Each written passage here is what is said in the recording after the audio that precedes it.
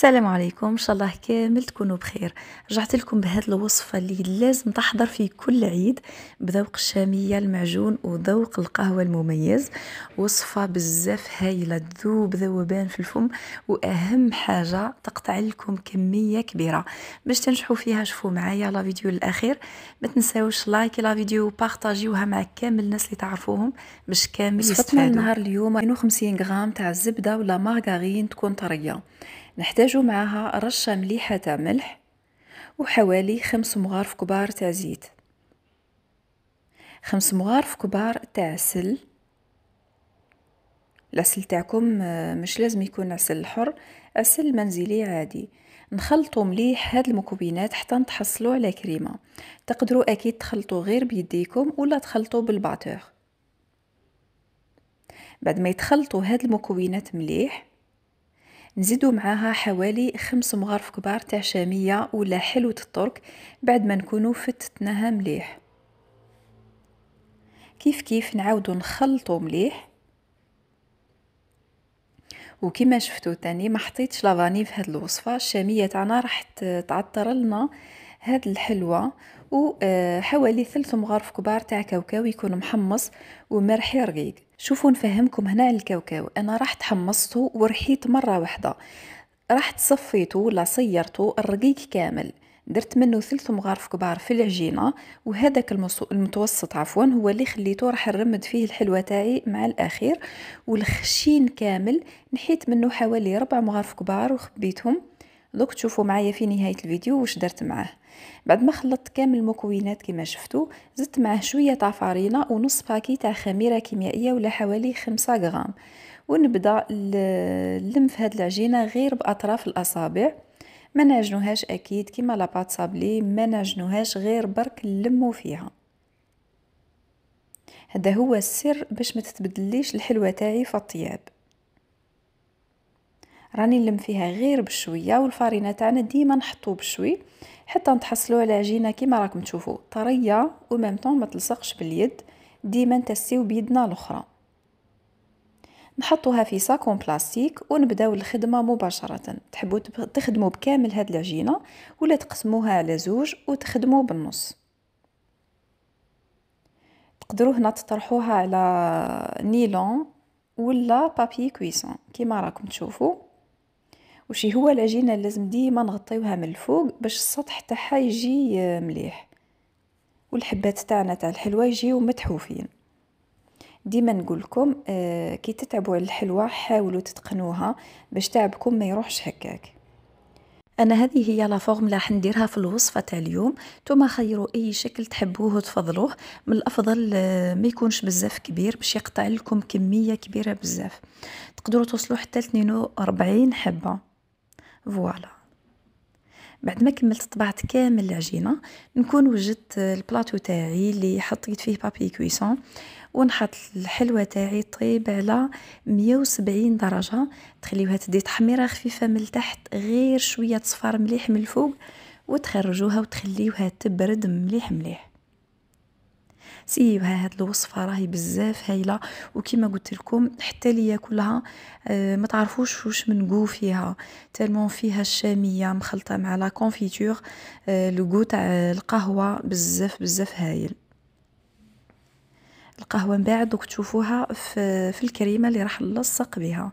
ما حطيتش في لاباط بصح راح نحط في الكريمه، راح يجي لو جو تاعها يجي بزاف باين. فوالا بنفس الطريقه حتى نكمل كامل الحبات.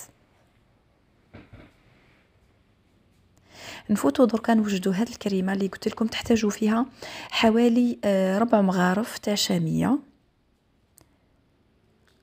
نزيدو معاها شويه تاع لا كونفيتور، ما تكثروش بزاف، ردوا الكثره للشاميه. واذا جاتكم الكريمه تاعكم عاقده بزاف تقدروا تخفوا بلا كونفيتور كيما حبيتوا. هنا حبيت نضيف قهوه سريعه الذوبان. خيروا اي ماركه تكون مفضله عندكم ولا تحبوها، وتروحوا تميكسيو بلو بغا ميكسور بهذه الطريقه. كما قلت لكم اذا خرجت لا كريم تاعكم عاقده بزاف تقدروا تخفوها بشويه تاع لا كونفيتور. وصفة بزاف هايلة ونظن اقتصادية، ما تحتاجوش بزاف مكونات والذوق ولا أروع. هنا الكريمة تاعي راهي واجدة. هاد الوصفة كنت وجدتها معكم العام اللي فات وكانت مدايرة حالة. نجحوا فيها بزاف اخوات سيوها، راهي وصفة مضمونة. شوفوا كون ما تكونش الوصفة مضمونة امبوسيبل نبارطاجيها معكم. على بالي الحال غالي، كاين بزاف يعني بالسيف اللي يشريو هذوك لي زانغريديون يحبوا يفرحوا عائلاتهم وولادهم. ديروا الثقة في وصفاتي بإذن الله كامل راح يعجبوكم. لا كريم تاعي ولا هاد الكريمه راهي واجده.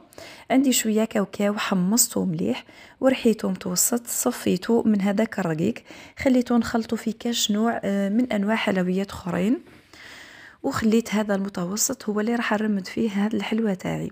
هنا تروحوا برك تدهنوا بهذيك الكريمه، تلصقوا الحبات تاعكم وتعاودوا تدهنوها من برا باش تلصقوا فيها هذاك الكاوكاو بهذه الطريقه.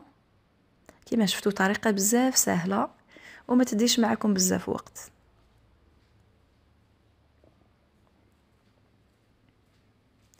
واذا حبيتوا تتحصلوا على 80 حبة ضاعفوا كامل المكونات. على بالكم هاد الوصفة ما فيهاش البيض عليها، يعني ما راحش تلقاوهم شكون كي ضاعفوا المكونات.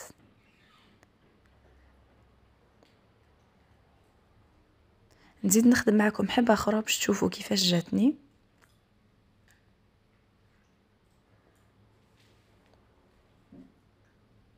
بعدها شفتوا في بداية الفيديو حطيت حبة تاع جوز من الفوق. الجوز تاعي تقدروا انا حطيت له شويه تاع عسل ولصق لي عادي، العسل تاعي كان عاقد. تقدروا نتوما اذا عندكم عسل شويه خفيف عاودوا طيبوه غير شويه برك، واذا عندكم ميكرووند خليوه 20 سكوند هكاك في الميكرووند. بعدها غطسوا الجوز تاعكم ولصقوا الحبه تاعكم راح تلصق عادي، ولا حطوا شويه تقدروا تلصقوا حتى بشويه تاع شوكولا واذا كانت متوفره عندكم في الدار. بعد ما تذوبوها تحطوا غير نقطه في النص وتلصقوا الحبه تاعكم تاع الجوز ولا لوز ولا واش حبيتوا. واذا ما كانش خلاص هذا الكاوكاو اللي شفتوه يعني مرحيتوه متوسط، تقدروا تخلطوا له شويه تاع لا كريم وتحطوا هكا دي بول صغار من الفوق. كيف راح تجيكم بزاف بزاف هايله. ديما نقول لكم انا نقدم لكم الوصفه وطريقه التزيين تبقى عليكم، كل وحده دير كيما حبت. هذه هي وصفة بزاف هايلة وفي متناول الجميع إن شاء الله. حبيت نشكر الأخوات اللي وصلوا معايا لنهاية الفيديو. دوك تشوفوا معايا النتيجة النهائية كانت بزاف بزاف هايلة. وهاد الحلوة تقدروا توجدوها من درك للعيد. برك كي تكملوا توجدوها تحطوها في دون اون بواط، تقفلوا عليها مليح ما يقيسهاش الهواء باش ما تنشفش، وكما قلت لكم ما راحش تفسد، ما راح يصرى لها والو. وكونتخيغ كل وين تزيد تطول كل وين راح تزيد تطرى وتمد لكم نتيجه بزاف هايله. كانت هذه النتيجه النهائيه وصفه بزاف بزاف هايله، ننصحكم كامل تسيوها. ما تبخلوش عليا بلايك لا فيديو، رايكم في لي كومونتير، ونقول لكم تلاقاو في وصفات اخرى ان شاء الله. سلام.